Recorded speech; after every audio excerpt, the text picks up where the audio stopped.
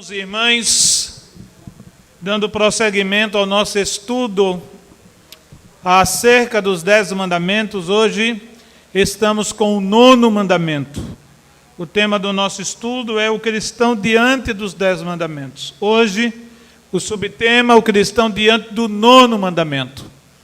Já tivemos a oportunidade, pela graça de Deus, de estudarmos 8 mandamentos, e agora já estamos caminhando para o final dos 10 mandamentos. Este é o penúltimo mandamento. Na próxima sexta-feira, com a ajuda de Deus, estaremos concluindo o nosso estudo. Já estamos vindo há vários meses estudando os 10 mandamentos de maneira bem paulatina, bem detida, para que haja um maior aproveitamento da palavra de Deus. E o Senhor já tem nos dado um novo tema para as sextas-feiras. Depois eu direi a vocês, vai ser um tema muito bom, e imagino eu que bem diferente, desconhecido da maioria. Glória a Deus. Depois anunciarei qual será. Vamos deixar todo mundo com a interrogação. Então aqui estamos, o cristão diante do 9º mandamento. Glória a Deus. Como diz o 9º mandamento?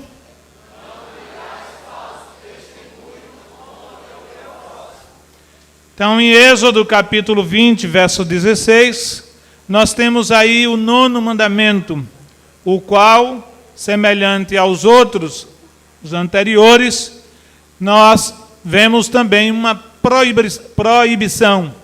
Não dirás falso testemunho contra o teu próximo. Nós queremos dar boas-vindas aos nossos irmãos vindo ali de capela e a todos que estão presentes neste culto. Glória a Deus. Como nós vimos no princípio do nosso estudo dos 10 mandamentos, que os 10 mandamentos eles estão divididos basicamente em duas partes. Os 4 primeiros mandamentos dizem respeito à obrigação do homem para com Deus. Então, eles apontam os deveres, os 4 primeiros apontam os deveres que nós temos para com o Senhor. Os 6 últimos mandamentos aponta os deveres que nós temos para com o nosso semelhante. Então, 60% dos 10 mandamentos dizem respeito, isso já vimos em estudos anteriores, dizem respeito a nosso relacionamento interpessoal, de pessoa para pessoa. Glória a Deus. E aqui, como nos outros mandamentos que dizem respeito ao relacionamento humano, ou entre pessoas, nós temos um mandamento da mais alta importância para o nosso relacionamento com o nosso semelhante. Não dirás falso testemunho contra o teu próximo. Deus aqui está mostrando o seu cuidado, a sua preocupação com o bem-estar daquela que Ele criou com as suas próprias mãos. E nós sabemos que falso testemunho, tudo aquilo que se diz de forma irresponsável a respeito de alguém que não procede, traz tristeza, traz desconforto, traz tantas consequências e sequelas inimagináveis. Então, nosso estudo vai estar em torno do 9º mandamento. Glória a Deus. O que é que nós podemos dizer a respeito do falso testemunho? E aí eu trago uma definição mais de caráter jurídico, digo, do que bíblico. Falso testemunho é a afirmativa consciente de uma pessoa a respeito de fatos inverídicos, ou seja, que não são verdadeiros ou contrários à verdade, prestada perante a autoridade judiciária que a convocou para depor. Então, quando alguém faz determinadas alegações ou é arrolado em processo judicial, acontece aquilo que os operadores do direito dizem, é arrolado como testemunha, ou então é citado para falar, para se pronunciar a respeito do imbróglio jurídico, do fato jurídico no qual está envolvido. Então, amados irmãos, a pessoa comparece perante o juiz e a pessoa é persuadida pela lei a dizer a verdade a respeito dos fatos nos quais ela está envolvida ou que dizem respeito a elas. Então, é aqui que se enquadra juridicamente a questão do falso testemunho. E aqui nós colocamos nessa definição que o falso testemunho diz respeito à afirmativa consciente de uma pessoa a respeito de fatos inverídicos ou contrários à verdade.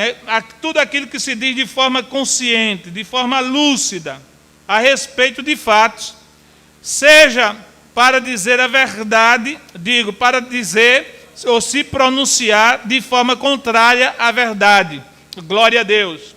E isso geralmente acontece na presença de um juiz ou de um promotor de justiça, que é o representante do Ministério Público.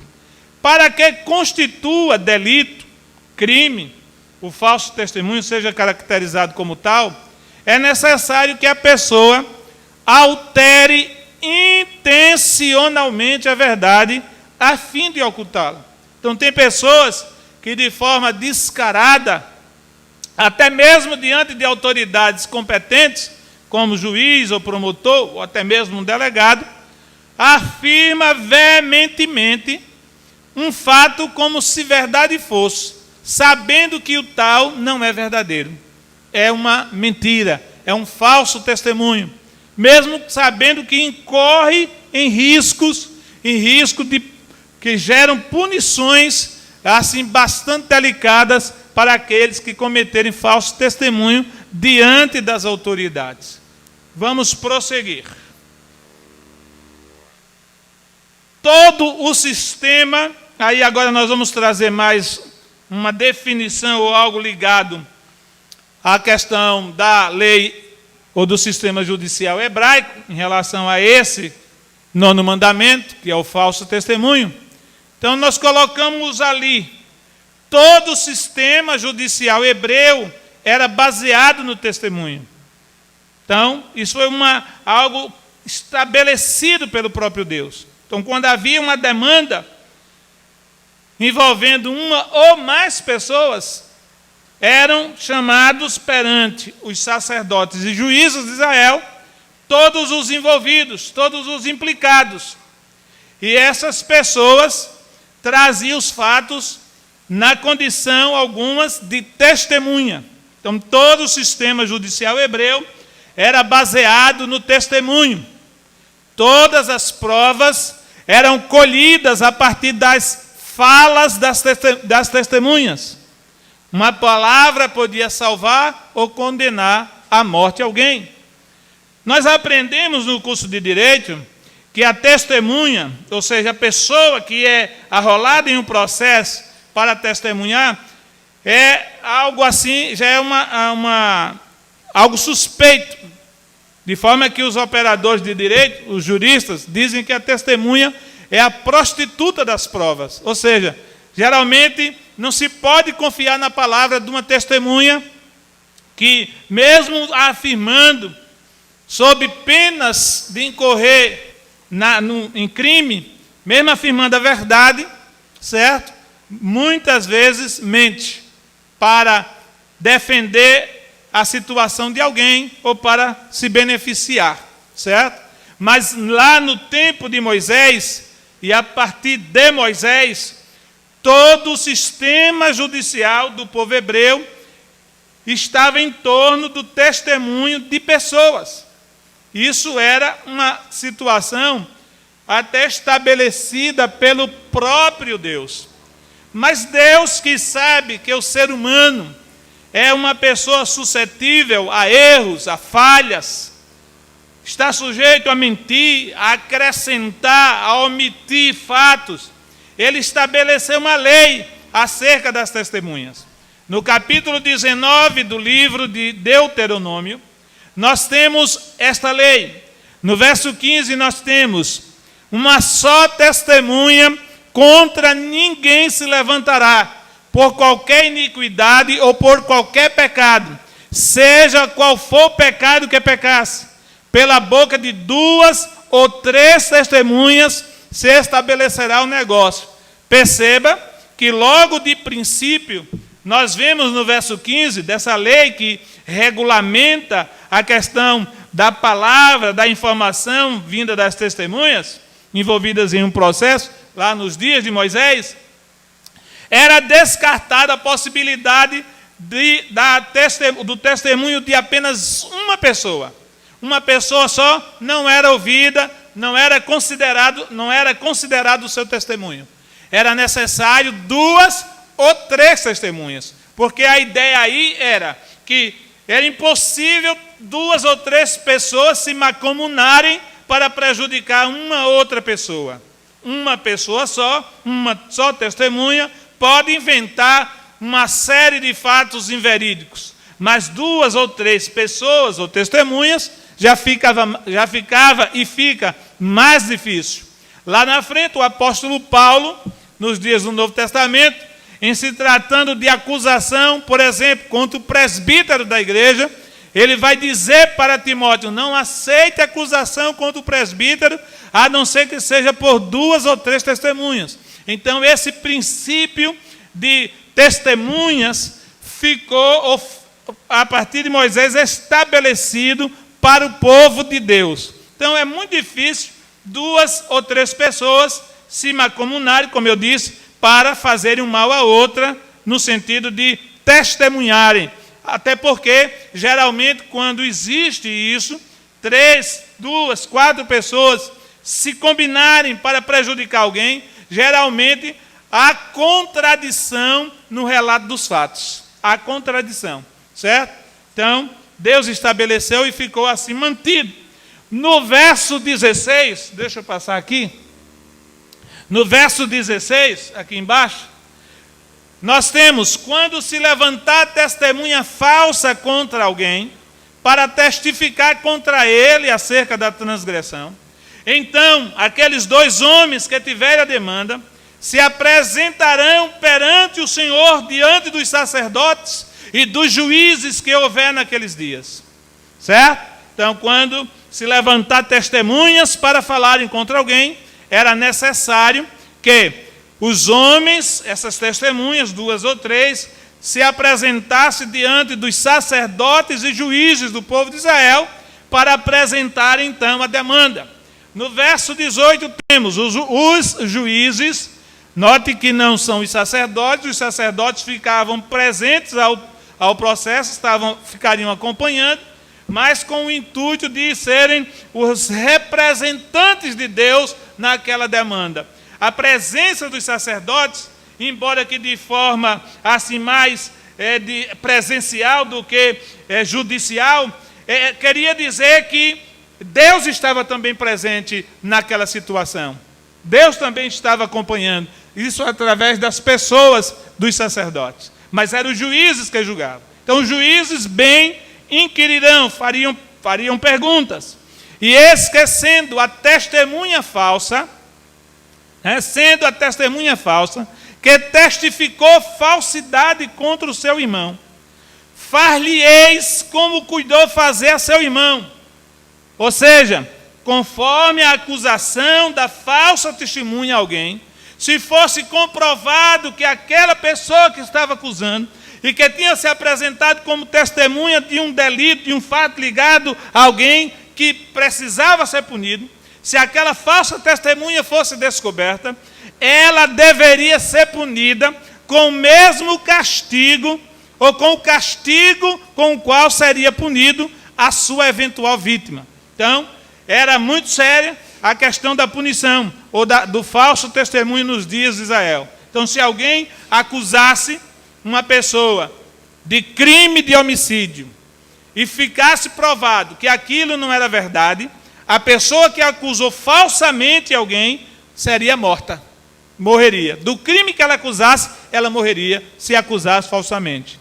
No versículo 20, diz: para que a pessoa seria punida dessa forma, para que os que ficarem o ouçam e temam, e nunca mais tornem a fazer tal mal no meio de ti. Ou seja, a morte da falsa testemunha era pedagógica, isto é, servia para ensinar às demais pessoas de Israel a não cometerem esse delito, essa falta, esse pecado diante do Senhor, de não testemunhar falsamente contra ninguém.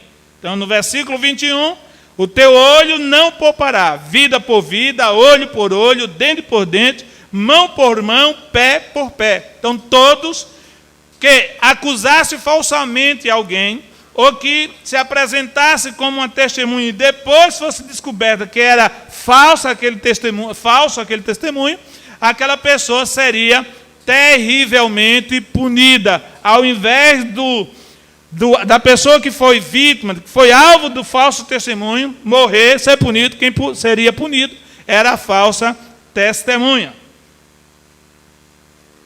Glória a Deus. A expressão falso testemunho evoca diretamente a mentira num julgamento. Então, falso testemunho é a mesma coisa que mentir diante de um julgamento. Fato que não pode ocorrer, inclusive da punição legal, conforme veremos. Até hoje, o testemunho falso é condenado pela lei. Os irmãos lembram-se que eu disse, no princípio do nosso estudo dos 10 mandamentos, que todo o direito ocidental, uma das fontes dele é o direito hebraico. É aquilo que está no direito hebraico, principalmente os 10 mandamentos. Certo? Duas fontes do direito ocidental, um é o direito hebraico, o outro é o direito romano. Glória a Deus. E até hoje, porque desde tempos imemoriais, que o falso testemunho era punido ou com morte ou com prisão. Então, até hoje, o testemunho falso é condenado. Num tribunal, as testemunhas são obrigadas a dizer a verdade, tão somente a verdade, para que se produza a justiça. Porque sem verdade não se tem justiça. Não é verdade, irmãos? Sem a verdade, como é que se produz a justiça? Então, se alguém, diante de um tribunal, diante de um julgamento, faz alegações de fatos inverídicos, ou seja, mente, a justiça que será produzida a partir daqueles fatos inverídicos, mentirosos, não será verdadeiramente justiça. Por quê? Porque alguém vai ser condenado sem merecer. Alguém vai ser punido sem, no entanto, ser merecedor de tal punição, porque foi vítima de falso testemunho. E quando nós vamos fazer assim, quando nós fazemos uma pesquisa, quando nós verificamos os fatos, nós vemos que muitas pessoas, ao longo de todos esses séculos de existência do mundo, têm sido punidas de forma injusta, têm sido presas injustamente, têm sido condenadas injustamente. Quando vem se descobrir os fatos, que alguém mentiu, que alguém acrescentou, que alguém não falou a verdade, aquela pessoa já sofreu tanto na vida, nas prisões e assim sucessivamente, não é? Então, o Estado, inclusive, tem sido alvo de muitas demandas judiciais no sentido de ser processado para pagar avultosas indenizações por dano moral e material contra pessoas que são condenadas injustamente. Porque uma falsa testemunha vai lá no tribunal, acusa alguém, o juiz e as testemunhas acatam aquele falso testemunho sem saber, no entanto, que é falso. Alguém é punido, é recolhido da sociedade, fica preso, passa por humilhação, por abandono, por discriminação, perde emprego, perde família, perde tudo. E lá na frente, depois de 5, 10, 15, 20, 30, 40 anos, se descobre que aquela pessoa era inocente. E agora, quem vai ser punido por tal erro? O Estado. O Estado é quem deve pagar, quem deve ser punido pelo erro cometido por causa da irresponsabilidade de alguém. No outro slide, nós temos a dimensão judicial do 9º mandamento. Por que a dimensão judicial desse mandamento? Porque ele está intrinsecamente ligado a questão judicial. Tanto lá no contexto do livro dos 10 mandamentos, como ainda hoje. O falso testemunho não é algo que caiu de moda e que foi retirado das leis. Não, ele continua lá, nas leis, desde os dias de Moisés. Glória a Jesus. Veja aí o Código Penal brasileiro. O que é que ele diz acerca do falso testemunho? No artigo 342 diz que o falso testemunho é fazer afirmação falsa, ou negar, ou calar a verdade, sendo a pessoa testemunha, como testemunha em um processo, ou como perito, ou como contador, ou como tradutor, intérprete em processo judicial ou administrativo, inquérito policial ou em juízo arbitral. Em qualquer uma dessas áreas, se a pessoa fizer uma afirmação falsa, ela é enquadrada no artigo 342 do Código Penal como falso testemunho. Qual é a punição que a lei aplica para esse caso de falso testemunho? Reclusão, cadeia, de 2 a 4 anos e multa, conforme o juiz determinar. Então você percebe que não é uma coisinha qualquer. Fazer uma acusação leviana, dizer uma inverdade de forma irresponsável. Tem punição, tem cadeia, tem penalidade para quem assim proceder. Certo? A lei, vamos passar adiante, vamos ver sobre a lei hebraica. Glória a Deus. Dá um toque aí, irmão.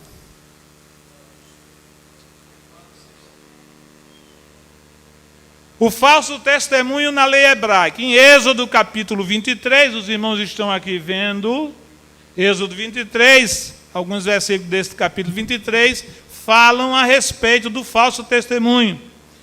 Não admitirás falso rumor, o falso testemunho, e não porás a tua mão com o ímpio para seres testemunha falsa. Tem gente que é aquela história, Maria vai com as outras. Se fulano disser uma mentira, ela assevera a mentira. Você viu? Não, não vi não, mas fulano está dizendo, fulana está dizendo, é meu amigo, é minha amiga, eu gosto dele, e eu vou dizer com ele também, vou fazer coro. Não admitirás falso rumor, e não porás a tua mão com o ímpio para seres testemunha falsa. Não seguirás a multidão para fazeres o mal, nem numa demanda falarás, tomando parte com o maior número para torcer o direito. Não, eu vou ficar com o grupo maior, porque o grupo maior, mesmo estando errado, mas é maior. Eu não vou ficar no grupo menor, porque o grupo menor, mesmo estando certo, é menor. Não faça isso. Não faça isso. Não siga a multidão para fazer o mal. Se a multidão, se a maioria está no caminho do erro para fazer o mal a alguém, saia desse grupo.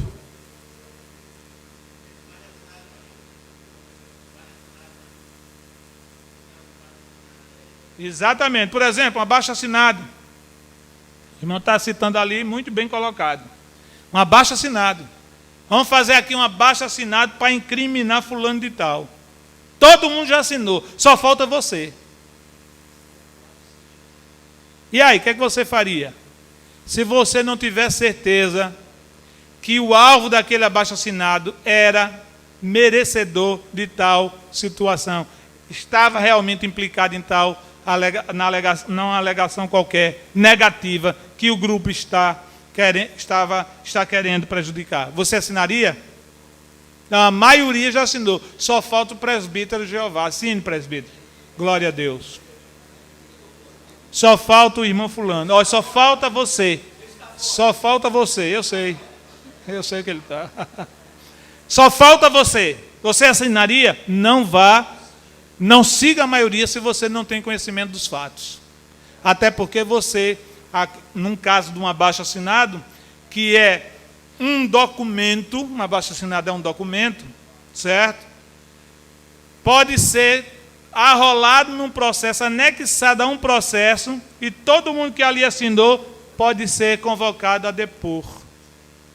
Certo? Então tenha cuidado. Não assina abaixo-assinado sem saber para que é ou por que está sendo feito aquele abaixo-assinado. Não vá na conversa de gente tonta não, irmão. De gente da cabeça oca. Não vá não. Certo? No verso 6, aqui embaixo. Não perverterás o direito do teu pobre na sua demanda. O pobre, mesmo sendo pobre, ele é um cidadão. E ele tem direitos. E aí a palavra diz, não perverta o direito do pobre. E no verso 7 diz, de palavras de falsidade, o que é que se deve fazer com as palavras de falsidade? Te afastarás, e não matarás o inocente e o justo, porque não justificarei o ímpio. Então, esses aqui eram alguns aspectos da lei hebraica, sobre o falso testemunho. Levítico 19, versos 11 e 16, diz assim, não furtareis, não mentireis, nem usareis de falsidade cada um com o seu próximo. Não andarás como mexeriqueiro entre o teu povo. Você sabe o que é mexeriqueiro? É aquela pessoa que anda espalhando mentiras. E hoje, antigamente era difícil, porque tinha ido de porta em porta. Hoje não precisa mais não. Tem o Facebook, tem o WhatsApp, tem não sei o quê, tem não sei o quê, tem não sei o quê. Não precisa nem sair mais de porta em porta. É só jogar lá no Facebook. Deuteronômio 17, verso 6. Por boca de 2 ou 3 testemunhas será morto o que houver de morrer. Por boca de uma só testemunha não morrerá. Aí, aqui, nós temos um princípio do direito, que é chamado um princípio jurídico de ampla defesa, um princípio que demonstra segurança para a pessoa que está sendo vítima de uma calúnia, de uma acusação, seja lá do que for. Certo? Glória a Deus. Vamos lá. Relacionado ao falso testemunho, enquanto eu preparava, eu cheguei a essa conclusão, tem 4 palavrinhas básicas. Aqui em cima nós temos o quê? E aqui? E aqui embaixo? E ali? Calúnia. 4 palavrinhas que estão intimamente relacionadas ao falso testemunho. A mentira, a difamação, a fofoca e a calúnia. 4 palavrinhas que nós vamos ver alguma coisa a respeito delas. A primeira, o que é que você pode ler aqui a respeito da mentira?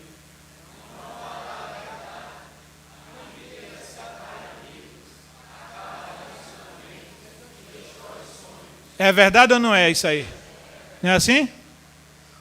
Está ligado ao falso testemunho e à mentira. Mentira é não falar a verdade. A mentira é o oposto da verdade. Então nós colocamos aí, a mentira separa amigos. Separa ou não separa? Só basta uma mentira bem contada que os amigos se separam. Acaba relacionamentos. Que começa, tem um casalzinho de namorado, eles se gostam, se amam, é aquela coisa linda, né? Relacionamento de namoro é um relacionamento bonito, sim ou não, irmão? Não é? Dentro da fase de namoro, noivado, casamento, para mim a fase do namoro é uma das fases mais bonitas que o jovem pode desfrutar. Né? Então, está aí o jovem, um casal de jovem, ele foi feito para ela foi feita para ele, é alma gêmea, e é aquele casal que todo mundo admira, tudo direitinho, mas tem um invejoso, tem uma invejosa, tem um mentiroso, uma mentirosa no meio do processo do caminho, aí começa a contar história, começa a contar mentira. Conta mentira para ela, conta mentira para ele, manda um torpedo, manda um SMS, uma frase maliciosa no Facebook, e quando menos espera, acabou-se o relacionamento, a amizade, algum sonho foi destruído por causa da mentira. Depois nós temos o quê? Nós temos o quê? O que é difamação?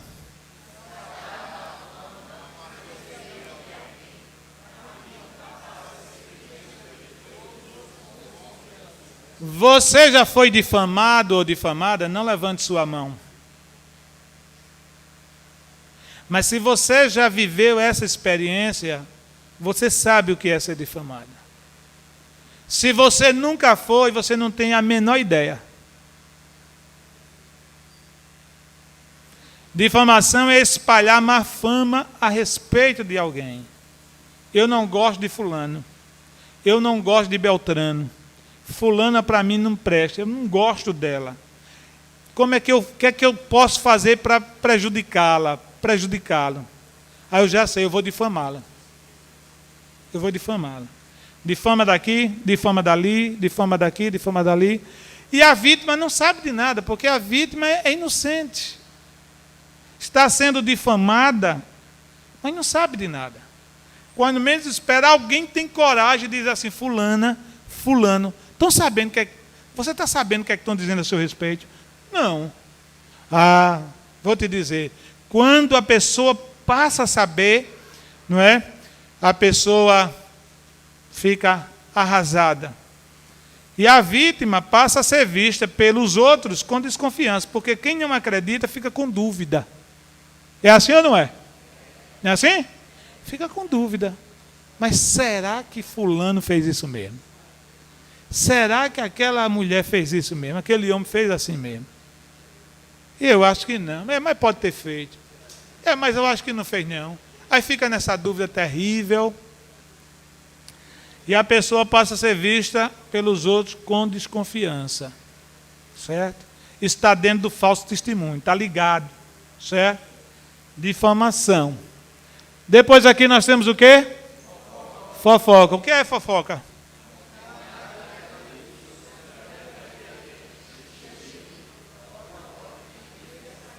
Provoca intriga e separação, a fofoca. Uma vizinha, vendo o bom relacionamento no casal, escute essa. Tem irmãos que dizem que gostam desse culto porque eu conto umas historinhas. Então anota essa aí. Uma vizinha vendo o relacionamento bom, maravilhoso de um casal, tramou um plano ardiloso e diabólico para destruir aquele casamento. Chegou para a esposa e disse assim, fulana, todas as manhãs, quando teu marido sai de casa e dobra na esquina, ele olha para trás para ver se tu estás vendo, porque ele vai se encontrar com alguém lá. Quer ver, amanhã tu vai lá olhar isso. Aí a mulher já ficou envenenada com aquilo. Ao mesmo tempo, chamou o marido também, particularmente, e disse, fulano, você sabe, eu moro aqui há muitos anos, sou sua amiga, e eu quero lhe dizer que sua mulher está lhe traindo. Todas as manhãs, depois que você sai de casa para trabalhar, quando você chega na esquina, ela fica na porta olhando, até você dobrar na esquina para o amante dela vir para dentro de casa. Quer ver? Amanhã você olha. Jogou o veneno. Para a mulher, ela disse que o homem, quando chegava na esquina, olhava para trás, para ver se a mulher, a esposa, estava vendo, para ele encontrar-se com alguém. Para o marido, ela disse que a mulher ficava na calçada olhando até ele dobrar na esquina para trazer o amante. E aí os dois ficaram desconfiados um do outro. E doidinhos para o dia amanhecer para tirar a prova dos 9. Então, naquela manhã, a mulher colocou o café do marido calada, sisuda, sem dizer nada, angustiada e ao mesmo tempo com raiva dele. Ele também tomou o café calado, coração cheio de ódio. Quando terminou de tomar o café, e ele tinha o costume, antes de sair de casa, beijá-la, abraçá-la e seguir. Naquela manhã ele não fez isso. Quando ele saiu de casa, ela ficou contando tempo, mais ou menos, cronometrando o tempo, mais ou menos, que ele chegava na esquina. Quando ele chegou na esquina, ela estava na calçada, olhando para lá. Quando ele chegou na esquina, ele olhou para cá e a viu também. Ele estava com um revólver na cintura, voltou da esquina e disse: você está me traindo, não é? Matou a esposa. Então a fofoca, ela faz disso a pior. Tenha cuidado com quem você conversa no Facebook. Eu acho uma falta um desperdício de tempo Facebook, viu, irmão?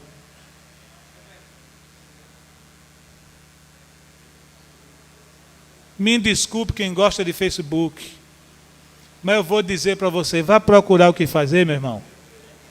Vá procurar o que fazer, minha irmã. Acabe com essa história de Facebook. Está olhando o que não deve.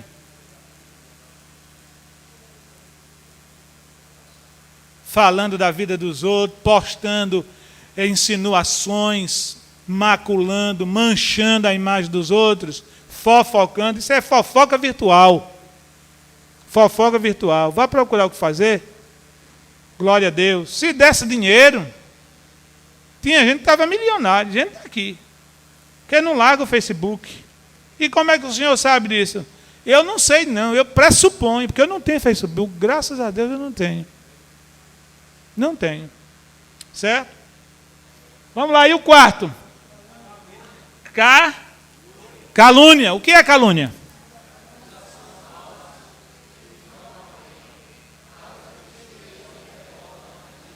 Se você nunca foi caluniada, caluniado, dê graças a Deus e nem queira.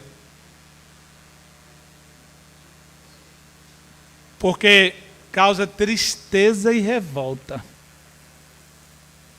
Tristeza e revolta. E se você caluniou, cuide de pedir perdão. Cuide de pedir perdão. Tem gente que joga o veneno e sai de cena. Lá vem outra historinha. 2 gatinhos dentro de casa brincando, uma maravilha. Brincando, felizes. O menino malicioso entrou sorrateiramente dentro de casa, quando viu a cena, saiu, bem sutil, deu um beliscão na ponta da cauda de um, deu um beliscão na ponta da cauda do outro, os dois pensaram que foi um outro que tinha se agredido, se engalfinharam e o menino ficou de lado rindo. Tem pessoas que caluniam os outros, como o menino, que representa aí o diabo, e fica à parte, vendo no que vai dar. Vendo no que vai dar. Glória a Jesus. Fica à parte. Olhando os outros sofrerem. E quanto mais, irmão, calúnia é uma tristeza. Quanto mais a pessoa tenta provar que é inocente, mais os inimigos creem diferente. Está tentando se justificar porque é verdade mesmo. É por isso que eu digo para alguém, não dê valor, irmão. Não dê valor ao que estão dizendo. Entregue nas mãos do Senhor. Eu creio num Deus que retribui conforme as obras de cada um. Eu creio. Eu creio. Cada um só dá o que tem. A irmã comprou uma chácara linda.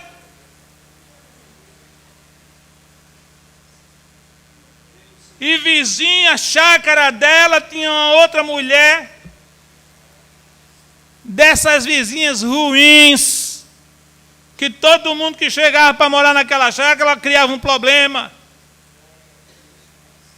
E um dia, depois que a irmã tomou posse da sua chácara, estava varrendo assim, a dita cuja chegou e disse, é você a proprietária dessa chácara agora? A irmã disse, sou eu, pela graça de Deus. Pois você comprou uma chácara e comprou uma briga comigo também. A irmã ficou calada. No outro dia, bateram na porta da irmã. Quando ela abriu, era um mensageiro enviado pela tal vizinha, pregado, que disse para a irmã: olha aqui que dona fulana mandou para a senhora, uma caixa de sapato. Quando a irmã abriu, estava aquela caixa cheia de esterco de boi. O moço entregou e a dona das costas, a irmã disse: minutinho só que eu vou mandar um presente para ela também. Tirou aquele esterco sujo de dentro da caixa, limpou-a bem, foi no seu jardim, cortou umas flores bonitas e perfumadas, colocou-as bem arrumadinhas dentro daquela caixa, pegou um papel de presente, embrulhou um laço lindo, disse: leve para ela. Quando a mulher recebeu, logo que desembrulhou, que viu aquelas flores, ficou desarmada e foi lá. Quando chegou diante da irmã, perguntou-lhe: por que foi que eu mandei esterco para a senhora? E a senhora, no lugar, me mandou flores. A irmã disse: porque a gente só dá o que tem.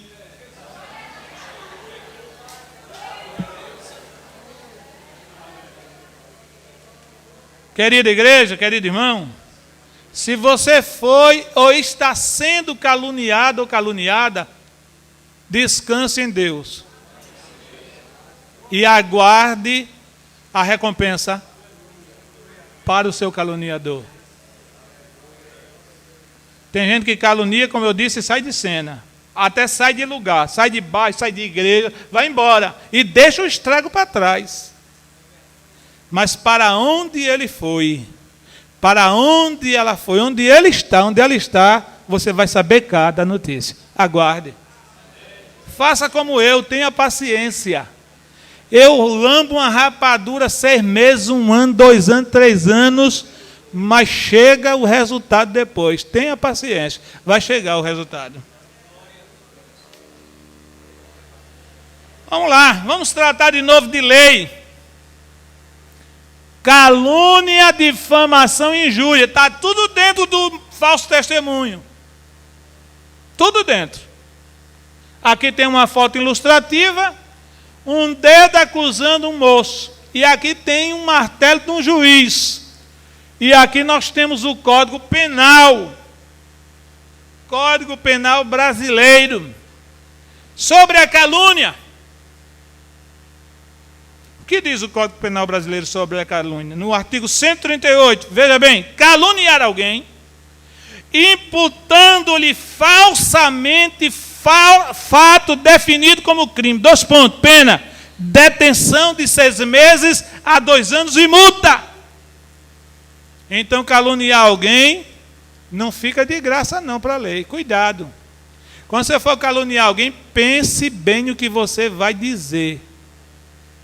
Pense bem.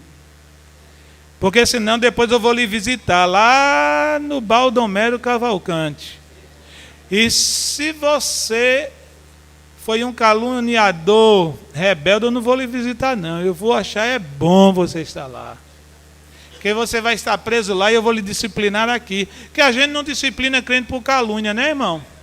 Isso não é um erro nosso, né? Crente mente, a gente não disciplina ele. Devia haver disciplina por mentira. Calunia, ninguém disciplina. Quanto muito o pastor faz irmã, vá orar por ele, vá orar por ela. E eu creio na oração de uma pessoa que é caluniada. Eu creio. Porque Deus faz justiça. Deus faz justiça. Parágrafo 1º do artigo 138. Na mesma pena do caluniador, incorre quem? Sabendo falsa imputação, apropala ou divulga. Eu sei que é falso, mas eu vou divulgar, que eu também não gosto dele. Eu também não gosto dela. Eu vou divulgar isso aí. Vai? Vai entrar também no mesmo caminho, se prepare. Vai ficar lá de 6 meses a 2 anos preso. Vendo o sol nascer quadrado. Difamação. Difamar alguém, artigo 139, imputando-lhe fato ofensivo à sua reputação. Esses crimes aqui todos estão nos crimes contra a honra, lá no Código Penal brasileiro. crimes contra a honra. A honra de uma pessoa é intocável. Só diga o que você souber a respeito de alguém se for verdadeiramente verdade. Cometi uma redundância, mas é isso mesmo. Só diga a respeito de alguém qualquer fato se for verdade. Porque se não for, se você manchar a honra de alguém, vai dar problema. Então, difamar alguém, imputando-lhe fato ofensivo à sua reputação, pena, detenção de 3 meses a 1 ano e multa. E depois nós temos a injúria, aqui embaixo, artigo 140. Injuriar alguém, ofendendo-lhe a dignidade ou decoro. Injuriar é o mesmo que envergonhar de forma indevida. Alguém dizer assim, você parece que é um ladrão, já injuriou alguém. Eu não disse que era ladrão, disse que ele parecia, mas ladrão é um termo pejorativo. E se a pessoa se sente injuriada, pode acionar você juridicamente ou judicialmente e você passar por um tempo difícil. Pena para injúria, detenção de 1 ano, de 1 a 6 meses ou multa. Esse é a menor penalidade. Vamos lá. Provérbios capítulo 6, versos 16 a 19. Estas seis coisas o Senhor aborrece o Senhor, e a 7ª a sua alma abomina: olhos altivos, e língua mentirosa, e mãos que derramam sangue inocente. Verso 18. E coração que maquina pensamentos viciosos, e pés que se apressam a correr para o mal. Verso 19. E testemunha falsa que profere mentiras, e o que semeia contenda entre os irmãos. Então, a testemunha falsa que profere mentiras, ela está entre as 6 coisas que o Senhor aborrece. Por quê? Por que o Senhor aborrece a testemunha falsa? Porque a testemunha falsa, a ferramenta dela é a mentira. Ela conta mentira do marido, sobre a mulher, sobre os filhos, sobre o pai, sobre o pastor, sobre o irmão, sobre o amigo, sobre o patrão, sobre o vizinho. E tem gente que é experta em contar mentira. Conta uma mentira com tantos detalhes, com riquezas de detalhes, que você termina acreditando se você não tiver o Espírito de Deus. Tem gente que chora, mentindo, contando a mentira e chorando, que é para convencer a pessoa que está ouvindo a mentira. Por isso que o Senhor abomina. Vamos adiante. No julgamento de Jesus, ele passou por isso também. No julgamento de Jesus, ele passou por isso. Jesus, em seu processo de julgamento, foi indevidamente acusado por falsas testemunhas, cujo objetivo era condená-lo de qualquer forma. Então, nós temos aí o texto de Mateus, capítulo 23, versículos 55 a 59. E os principais dos sacerdotes e todo o concílio buscavam algum testemunho contra Jesus para o matar, e não o achavam, porque muitos testificavam falsamente contra ele, mas os testemunhos não eram coerentes. E levantando-se alguns, testificavam falsamente contra ele, dizendo: nós ouvimos-lhe dizer, eu derribarei este templo, construído por mãos de homens, e em 3 dias edificarei outro, não feito por mãos de homens. E nem assim o testemunho deles era coerente. Mas mesmo o testemunho daqueles que se apresentaram para testemunharem contra Jesus, sendo falso, mesmo o testemunho sendo falso, Jesus foi condenado. Jesus foi condenado. Jesus padeceu por causa disso. Foi humilhado, foi envergonhado, ele padeceu coisas terríveis, tudo por causa de falso testemunho. Glória a Deus, falso testemunho. O problema, irmãos, está no coração das pessoas. Mateus 15, 19 diz: porque do coração procedem os maus pensamentos, mortes, adultérios, prostituição, furtos, falsos testemunhos e blasfêmias. Se o coração da pessoa não for convertido ao Senhor, ela mentia lá fora antes de ser crente, continuará mentindo aqui dentro também. Se ela era fofoqueira lá fora antes de ser crente, ela vai continuar sendo fofoqueira aqui dentro. Se ela era caluniadora antes de ser crente, ela, quando crente, sem ter verdadeiramente se convertido, continuará caluniando as pessoas da mesma forma.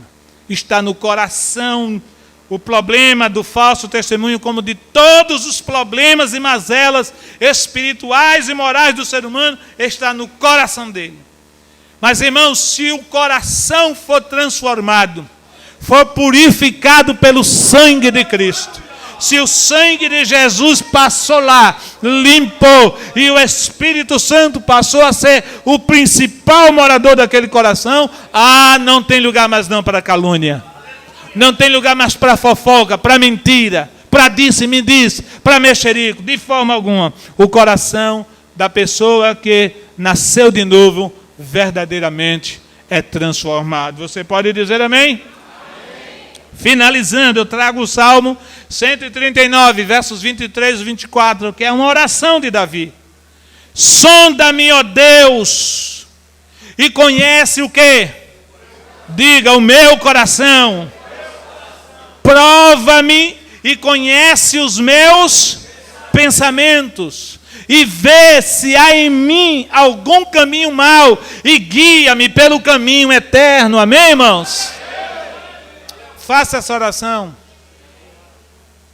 Quando você for imputar qualquer fato, qualquer assunto para alguém, pense direitinho. Se o que você vai dizer não vai prejudicar a pessoa, não vai tirar-lhe a honra, não vai deixar aquela pessoa humilhada, não vai deixar aquela pessoa sofrendo. Pense direitinho.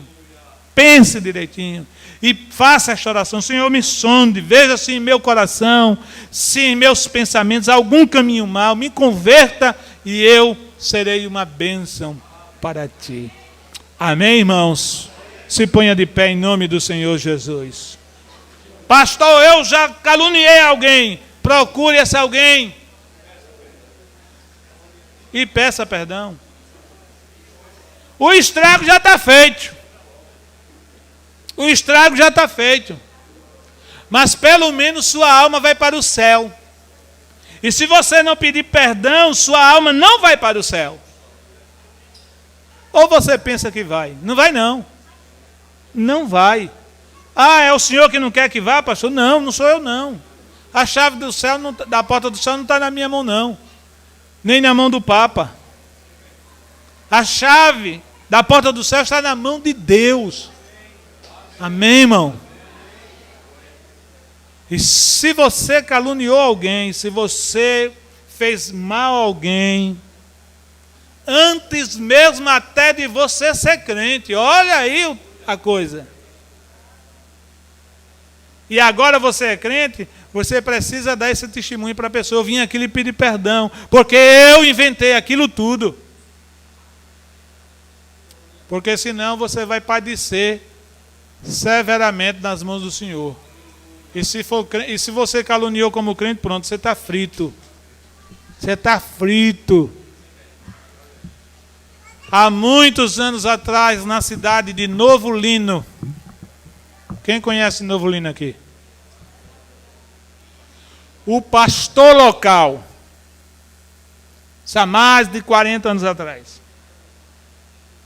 Pastor Antônio Félix, o senhor conheceu ele. Aliás, Antônio Félix não. Pastor Mário Crescente da Rocha. Ele era o pastor local. Uma irmã teve raiva do pastor. E crente pode ter raiva do pastor? Pode. Pode sim. Pode, pastor? Pode. Crente carnal? Pode.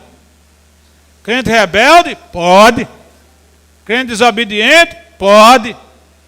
Crente que não vai para o céu? Pode. Pode sim.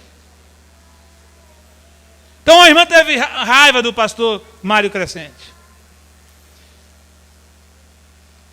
pegou o transporte, veio aqui a Maceió, na matriz, e disse ao pastor Pereira: escute, pequei com o pastor.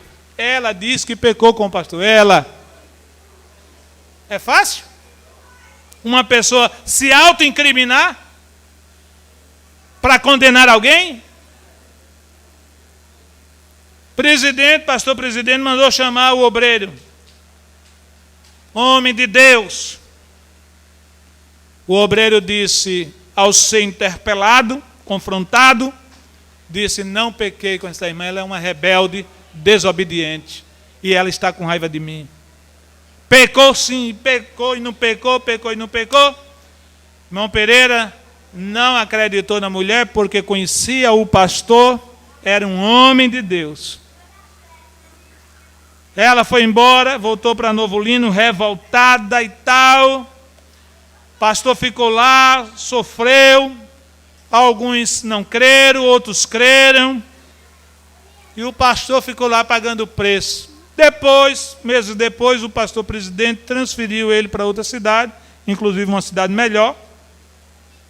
E a mulher ficou lá. Passaram-se os anos. E um dia aquela mulher adoeceu. E a doença dela era para a morte. Ela foi definhando. E o Senhor falou com ela, dizendo-lhe: você vai para o inferno. Por que, Senhor, eu vou para o inferno? Depois desses anos todos como crente. Porque você caluniou o meu ungido. Ela mandou chamar o pastor Pereira aqui em Maceió. O pastor Pereira foi lá. E ela, depois de muitos anos, depois de o pastor Mário ter sofrido bastante, ela disse: pastor Pereira, já no leito de morte, eu quero que o senhor chame aqui o pastor Mário Crescente, porque eu vou morrer, disse ela. E o Senhor me disse que se eu não pedir perdão a ele, eu vou para o inferno. Porque tudo aquilo que eu contei para o senhor foi mentira. Eu não gostava dele e queria prejudicá-lo. Guarde essa experiência para você. Guarde essa experiência para você. Quando alguém chegar com conversa fiada sobre a vida de A, de B, de C, não acredite não. Primeiro que você não tem nada a ver com a vida dos outros. Ou tem? Você não tem nem tempo de cuidar da sua? Não decreta a ninguém, a conversa de ninguém. E ore pela pessoa que está sendo alvo, para Deus guardar e ajudar. Amém, irmãos? Amém, irmãos? Você louva a Deus por esse estudo?